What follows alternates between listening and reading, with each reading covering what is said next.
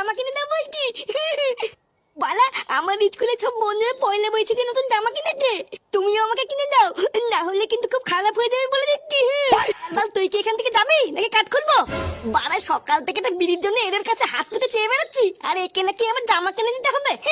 যা এখান থেকে, যা দাদুর কাছে গিয়ে চাগিয়ে। কেন দাদুর কাছে কেন নেবো? তুমি কি বাচ্চা বাবা হয়তো দেখে জামা কিনে দিতে পারো না? কি হয়েছে? যত বড় মুখ নেই তত বড় কথা, দেখবি জামা না কিনে দিলে কিন্তু আমি স্কুলে যাবো না বলে দিচ্ছি। যেতে হবে না, কালকের থেকে তোকে নতুন ছাত্র স্কুলে ভর্তি করে দেবো, তারপর বুঝবি কেমন লাগে।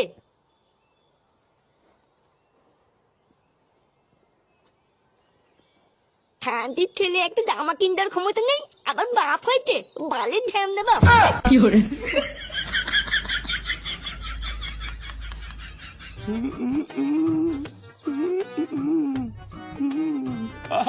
যত দিন যাচ্ছে মুখের জেলাটাও মনে হচ্ছে তত বেড়ে বেড়ে যাচ্ছে। বাড়া, এখনো যদি ঠিকঠাক সেজে গুজে বেরোই, কেউ কি আমাকে দেখে বলতে পারবে যে আমার একটা নাতি আছে? না, যা দেখছি এখন থেকে নিজের যত্ন নিতে হবে। বলা কি যায়, যদি আরেকটা নতুন মাল পটে যায়। কিন্তু এই চুলটা নিয়ে কি করি? এ তো পুরো উঠে ফাঁক হয়ে গেছে। দাদু, হ্যাঁ দাদু ভাই, বলো। এমন করলে কিন্তু আমি বাড়িতে থাকবো না বলে দিলাম। ওমা, সে কি কথা? বাড়িতে থাকবো না কেন? জানো, কালকে পয়লা বৈশাখ, আমার সব বন্ধুরা নতুন জামা কিনেছে, তাই আমি বাবাকে গিয়ে বললাম নতুন জামা কিনতে, আর বাবা আমাকে বকে তাড়ি দিল। জানো, কালকে সবাই নতুন জামা পরবে, আর আমি কি খালি গায়ে ঘুরে বেড়াবো নাকি? আরে দাদু ভাই, তুমি এত চিন্তা করছো কেন? তোমার বাবা দেয়নি তাতে কি, আমি তো আছি নাকি?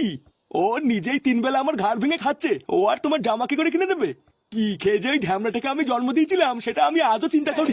ওইসব নিয়ে তুমি একদম কষ্ট পাবো না দাদু ভাই, মনে রাখবা তোমার দাদু এখনো বেঁচে আছে। আজকে সন্ধ্যাবেলায় বাজারে গিয়ে তোমার জন্য নতুন জামা কিনে আনবো, ঠিক আছে? আচ্ছা দাদু, ঠিক আছে।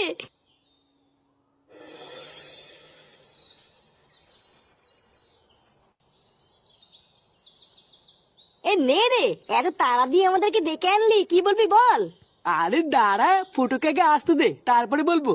কিরে ল্যাংচা, তোকে বলেছিলাম না ফুটুকে ডেকে আনতে, তুই যাসনি? এই নাগপটুদা, আমি গেছিলাম তো, ওর বাবাকে যেই বললাম ফুটো কোথায়, তখন ওর বাবা বললো ফুটো নাকি মরে গেছে। এই শালা ফুটুর বাপটাও হয়েছে আরেক জ্বালা। হ্যাঁ রে পল্টু, ডেকেছিস কেন? ওই তো ফুটে চলে এসছে, এবার সবাই একটু কান খুলে শোন। কালকে হলো পয়লা বৈশাখ, মানে বাংলা বছরের প্রথম দিন।